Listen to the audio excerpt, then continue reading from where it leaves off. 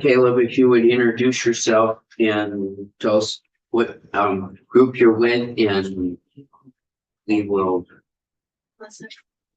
So my name is Caleb Grant. I'm the Executive Director of Rural Community Transportation, representing or providing transportation services to Orleans, Essex, Caledonia, and Lamoille counties. Today I'm here as part of NEK Advocacy Day. So I've prepared a testimony for the record and reflection of the needs and transportation in the Northeast Kingdom. So thank you very much for giving me the opportunity to be here today. I'm here today not just to share the successes, but the very real challenges we face in providing transportation in one of the most beautiful, but also one of the most rural and underserved parts of our state. The good news is we're making real difference. The not so good news is that we need your help to keep it going and ensure that all Vermonters, no matter where they live, have access to the services they need to lead full, healthy lives. Let's start with the bright spots. At RCT, we've been able to create something that makes real difference in the lives of our neighbors. In the region where distances can seem endless, we've built transportation system that gets people to where they need to go. Doctor's appointments, jobs, education, groceries, and social connections. The power of what we do is not just in the miles driven, but in the lives touched. We've seen firsthand how a ride to a doctor's appointment can make the difference between life and death for some, how getting to work on time can make the difference between stability and financial hardship for others. We're proud of our growth in demand response services, making sure that no one in our rural communities is left behind. What truly sets us apart is our ability to serve even the most remote areas. We've created a network bringing people together, whether it's shuttles, volunteer drivers, or partnerships with local organizations. We're not just moving people from A to B, we're connecting people to opportunities, to health, to community, and this is why we exist. But as we all know, growth comes with its own set of challenges. We are seeing more demand for our services than ever before. And while that's a positive sign, it's also putting a strain on our ability to meet the needs of our communities. As a result, we're facing some tough obstacles. One of the biggest challenges is the driver experience. We rely on an incredible group of people who dedicate themselves to the work, but the emotional and physical demands are high. Many of our riders are dealing with complex health issues, mental health challenges, chronic illnesses, and mobility issues. And sometimes this leads to difficult interactions. For example, drivers may be frustrated, anxious, or in pain, and it can result in behaviors that are hard to manage. Our drivers are the heart of what we do, but the emotional toll of managing these situations can lead to burnout and frustration. We want to do everything we can to support our drivers and give them the tools they need to handle these situations while feeling safe and valued in their jobs. Without that support, we risk losing the very people who are helping us keep this system running.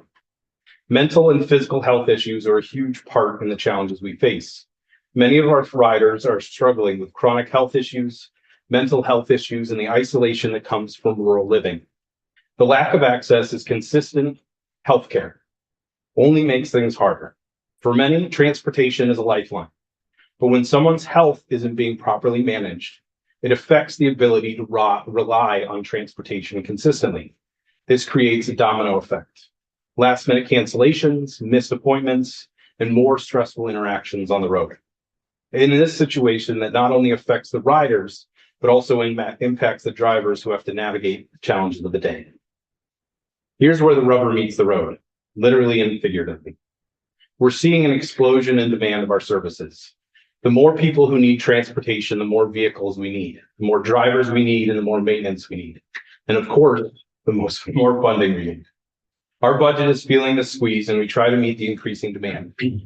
So my request to you is to advocate with your colleagues, to consider the impacts of transportation as they build solutions.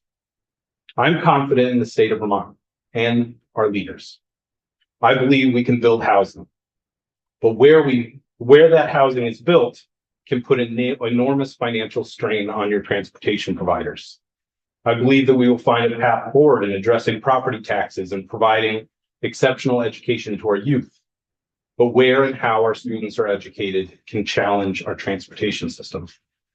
Mental health, blood recovery, childcare, healthcare, Name any of the challenges you're tackling today, and I can share with you the externalized costs our transportation providers will be asked to absorb. I do not believe this is intentional, but it is real, and it demands that we intentionally and thoughtfully discuss transportation impacts throughout our solutions. Together, we can build a transportation system that works for everyone. Let us keep moving forward, not just expanding our services, but making sure that every Vermont community, no matter how remote, can access the opportunities, healthcare, and connections they deserve.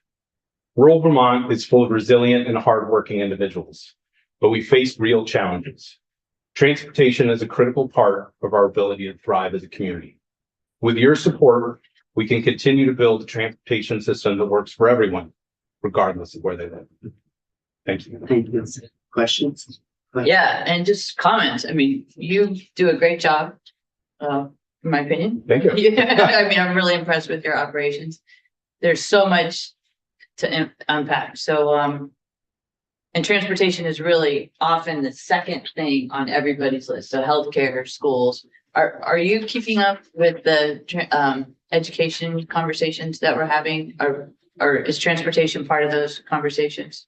There is, I think, new interest in transportation solutions as it relates to the new articulated plans for education. I will say that currently we're integrated into the education system. We have riders on our fixed routes that commute between Hardwick and Danville to St. Johnsbury Academy. We have Good Shepherd students who ride the Route 100 to downtown Stowe. It's part of what we do. Historically, we've had subcontracts with school districts to provide transportation.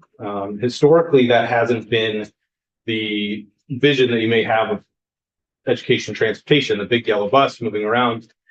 Because of the way the education system has evolved, there's a lot of individual need when it comes to specialized services or individuals who may need to be transported midday or may to live too rurally in order to be serviced by a traditional bus route. So that's the role we've played.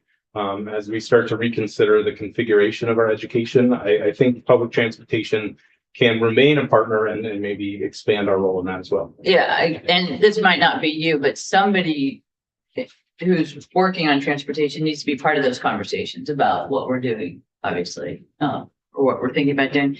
So then just specifically on the demand service, because it's just so important for folks who are isolated, and the less they're isolated, the healthier they'll be. Right.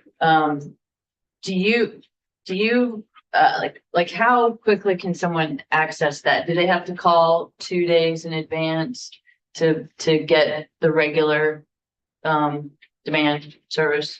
It can depend on the service. Okay. So Medicaid, which is the bulk of our on-demand transportation, is heavily regulated through DEVA. They have a 48-hour notice requirement. DEVA does. Yep. So that's a requirement. It's not an optional.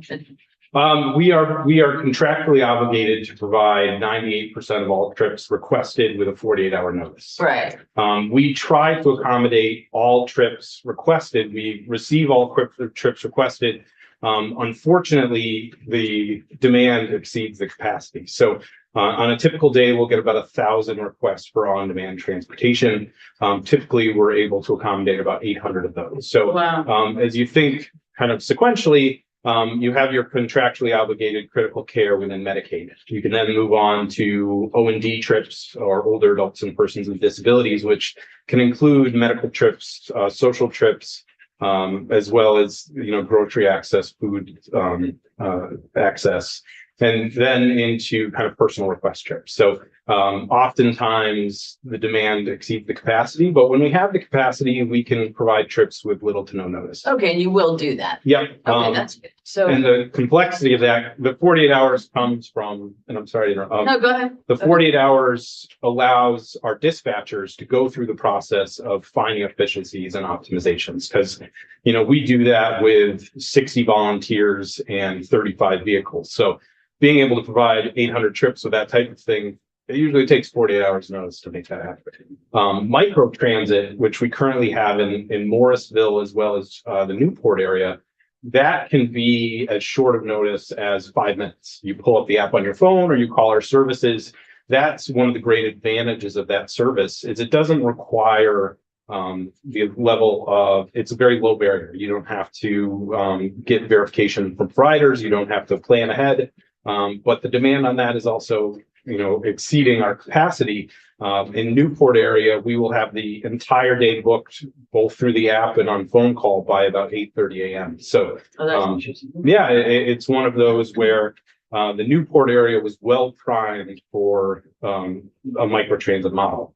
You had emergency mental health facilities being built off of the fixed route services. You have other critical resources that weren't being serviced by the fixed route. They can now access those microtransit, but we went from about 60 regular riders on our fixed route to now we service 1,200 individuals in the Newport area through microtransit. So Wow. the more people we get interested in public transportation, the greater the demand on a very limited resource. Okay, so are you reporting out on that? Do you have just information that's handy on numbers? It would be handy for me anyway to get that information. We can do that, and VTrans has been compiling a microtransit pilot report. So all that data is included in that, but the kind of regional study of transitioning from one specific service to another and the impacts it has on that localized area is Yeah. something I can get to you specifically for our service area. Yeah, that would be great. And then just for this committee, there are places there that are now more likely to be developed and they can get permits more easily if they have transit going to them. But I don't know, I don't think there's a mechanism where the permit includes that the owner of that property or the developer support the transit. So the transit is paid for if it even at whatever level. So when you say you're full at 8:30 in the morning, some of that is probably from new developments, it sounds like. So there really needs to be a mechanism in the development process for support of transportation. Yes. And if I could, I'd love to share two specific examples of that. That's helpful. Be mindful of that. Yes, and because we're going headed to the floor at 11:30, so, and I do have one specific question for you that we're gonna have to deal with in the budget, so go ahead. Oh, no, I'm done. I think she was No, waiting. I think she had Oh, did her you have hand in. Well, I just wanted to say, Caleb and I have spoken about, Wendy, I love that you organically came to this without us. We did not have a conversation about this before. You should know that Caleb and I had an extensive conversation about transportation demand management strategies and how Oh, yeah. large employers, 500 plus employers we should have that stool of business developed here in our state, paying for transportation. And they do a little bit in Chittenden. Yes, They because do, they have UVM Yeah. UVM contributes 600,000 a year Right. to and Green Mountain. And I'm happy to reintroduce the bill that I introduced 5 years ago related to transportation, maybe 6 years ago. Transportation demand management strategies being funded by our largest employers. And the story that I told Caleb was when I introduced that bill on the House side, this is pre-COVID, I was met with every lobbyist in the building who had a large employer who said, we could never do remote work, we could never shift change, we could never stagger when people have to commute in. And then within like a month of that, we had COVID and they were able to, under emergency circumstances, make all of that happen. Yeah. So that was a really jarring experience for me to have just so many people lambast a bill to then immediately do it with basically the requests of the bill. So shortly after. So I'm happy if you want to work on that. I'm Oh, very yeah. No, interested. and I've been, I'm yeah. happy to bring that bill right back up. And as Yeah. a smaller case example, the Rural Ed, which is our affordable housing provider in the Northeast Kingdom, recently proposed a new housing development in Greensboro. You can't argue that they need affordable housing in Greensboro. I was able to work with do some data analysis and calculated that it would cost RCT through transportation services provided, assuming the demographics provided in that service, an impact of $40,000 a year to RCT without any additional revenue through our Medicaid contract. So those impacts are very real. Good. And And hopefully they'll use that data in the process. that is my hope as well. So, we're getting close and I'm just gonna raise a flag for you. Okay. We've had, early on in this session, we had a fair amount of testimony about the Green Mountain routes that are being given up, around. The only, the largest concern I've heard about those, and, I'm not looking for your comments now because we do have to get out.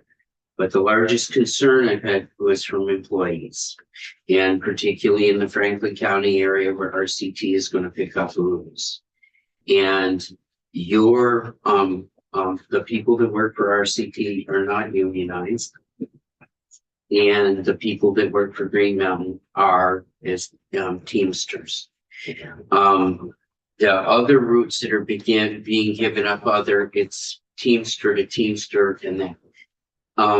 And I've heard some concern about people that, their jobs will be going away at Green Mountain Transit. Will they be offered jobs? And that the union component is making it more difficult.